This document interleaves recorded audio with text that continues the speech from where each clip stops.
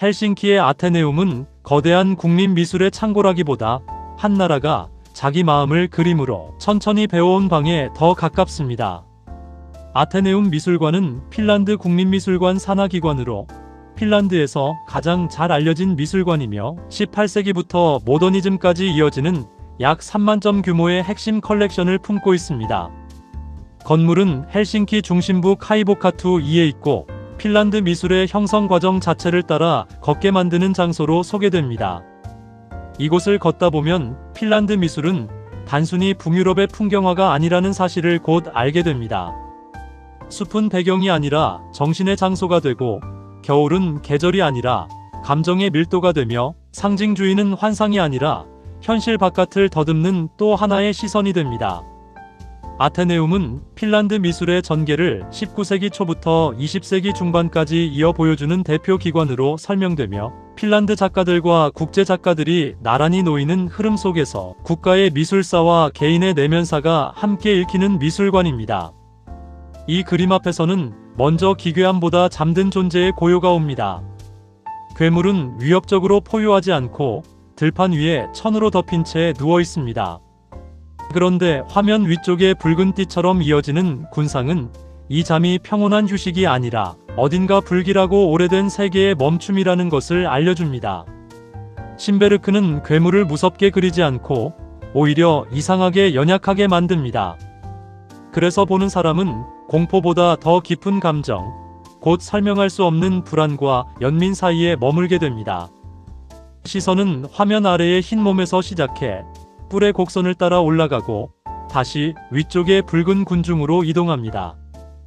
그 흐름 속에서 우리는 이 그림이 하나의 서사를 말한다기보다 불안이 퍼지는 방향을 그린 작품이라는 것을 느끼게 됩니다. 신베르크는 상징주의의 화가였지만 그의 상징은 어렵게 암호화된 개념이 아니라 어린 시절 악몽과 민속적 상상, 종교적 찬양, 그리고 인간의 외로움이 뒤섞인 시각적 동화에 가깝습니다. 아테네움 자료 역시 그를 핀란드 상징주의의 핵심 작가로 소개합니다.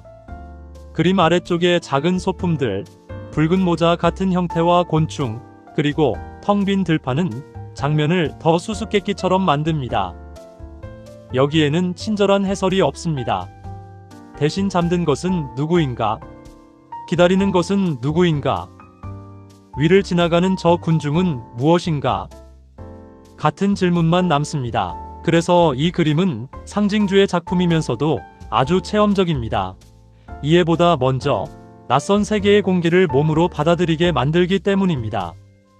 핀란드 미술 전체를 통틀어 가장 오래 남는 상처의 이미지 가운데 하나입니다. 두 소년이 눈을 가린 천사를 들것에 실어 옮기는 이 장면은 종교와 같지만 실제로는 위로보다 더 깊은 취약함을 보여줍니다.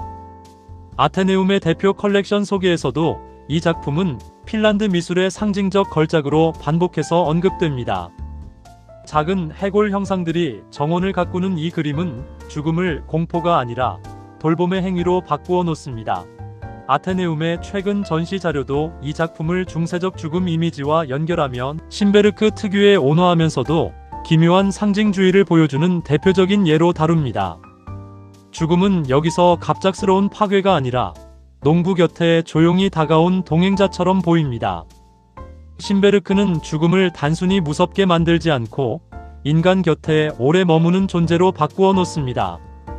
그래서 이 그림에는 공포보다 묘한 친밀감이 있습니다.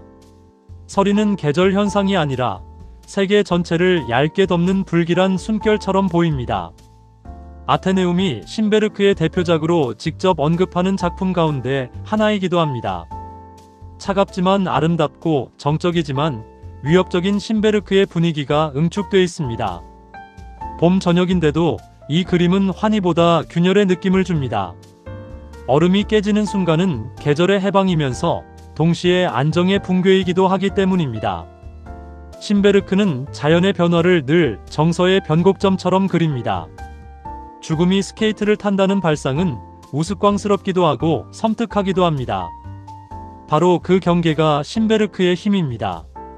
그는 죽음을 숭고하게 높이지도 단순히 혐오스럽게 만들지도 않고 현실의 가장 얇은 얼음 위를 미끄러지는 존재로 바꾸어 놓습니다.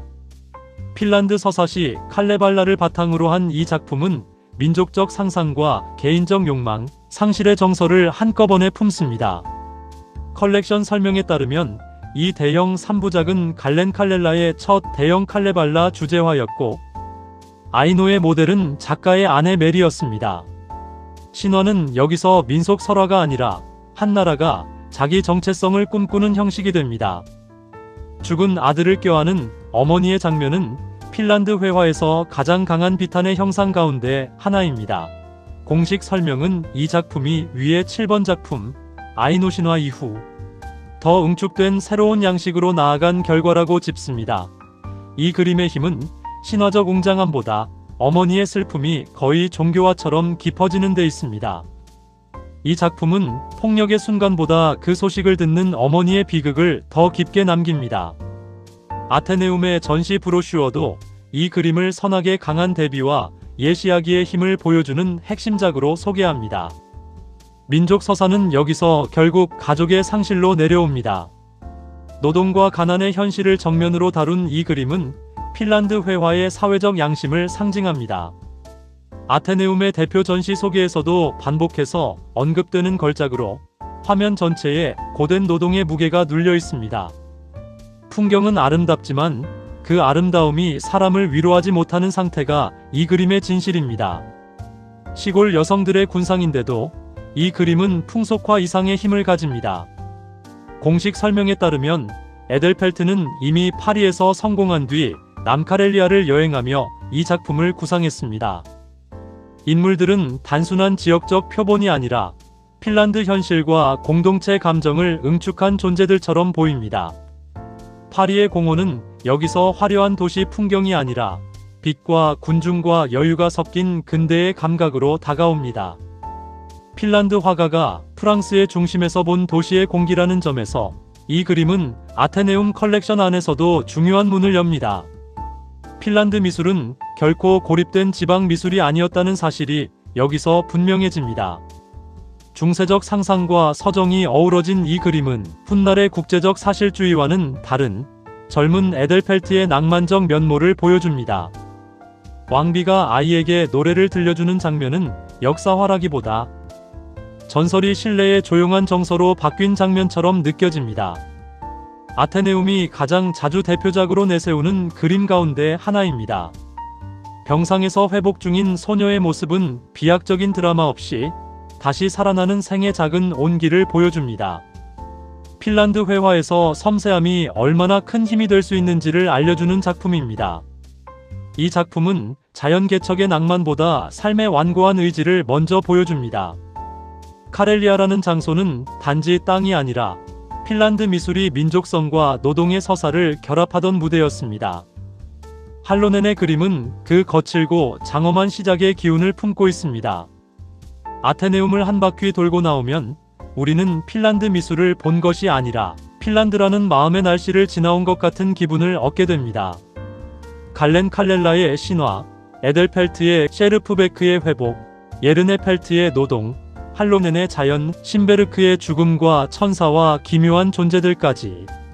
이 미술관은 나라의 미술사를 설명하기보다 한 나라가 무엇을 두려워했고 무엇을 사랑했으며 무엇을 끝내놓지 못했는지를 그림으로 천천히 들려줍니다.